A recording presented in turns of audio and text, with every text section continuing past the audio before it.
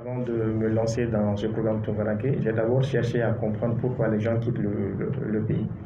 Donc c'est là où j'ai vraiment découvert le Mali. À mon retour, j'ai sillonné beaucoup de villages. Et c'est là que j'ai compris beaucoup de choses. Et je sais qu'il y a une solution. Donc d'où le programme Tungaranke. Donc on a commencé d'abord à créer un cadre propice pour la diaspora. Cette étape-là est finie. Et là, nous attaquons le niveau national, le Mali, pour pouvoir permettre au maximum de jeunes d'avoir des opportunités. Donc si les opportunités de gagner de l'argent, on arrive à mettre ça en place, forcément, l'objectif recherché, c'est que les gens ne décident plus d'aller mourir dans l'eau ou dans le Sahara. Donc en 2022, ça sera, en tout cas pour le programme Tungaranke, l'année des villages. Tout ceci, au finish, tout ce qu'on est en train de mettre en place aujourd'hui, les gens de voyage, la finalité est le village.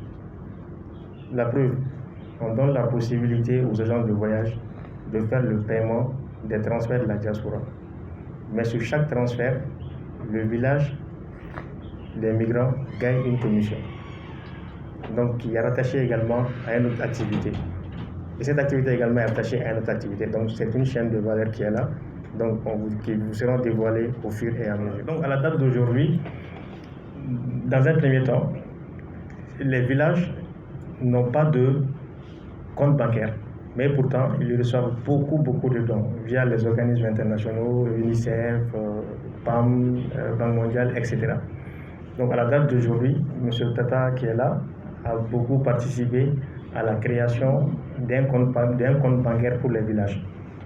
Aujourd'hui, les villages ont la possibilité d'avoir un compte bancaire.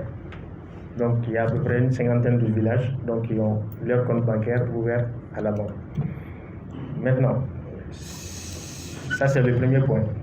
Et ce compte bancaire, je peux vous l'assurer aujourd'hui, l'État du Mali a décidé de payer fonds Covid, paiement Covid, 90 000 à tous les ménages, donc par rapport à leur contribution à la lutte contre la pandémie Covid-19.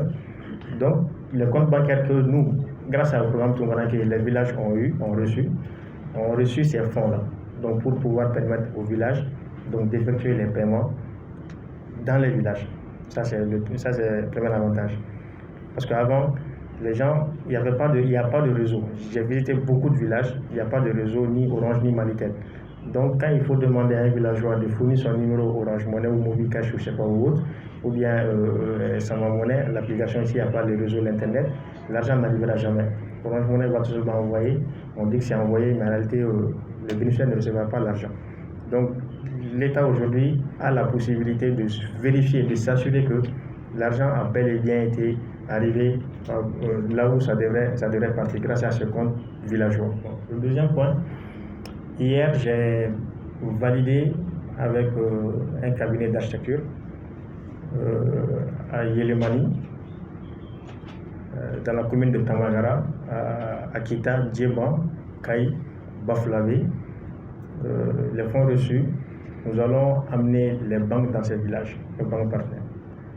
Nous sommes en train de construire, ça va prendre 3 mois, je crois, au mois de mars, on doit terminer, la construction des entrepôts. Ces entrepôts-là vont servir comme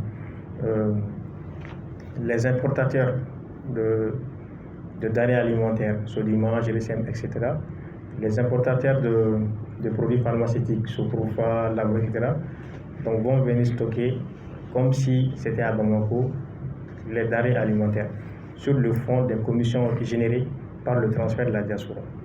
Maintenant, un sac de riz est vendu à Bamako à 10 000 francs CFA.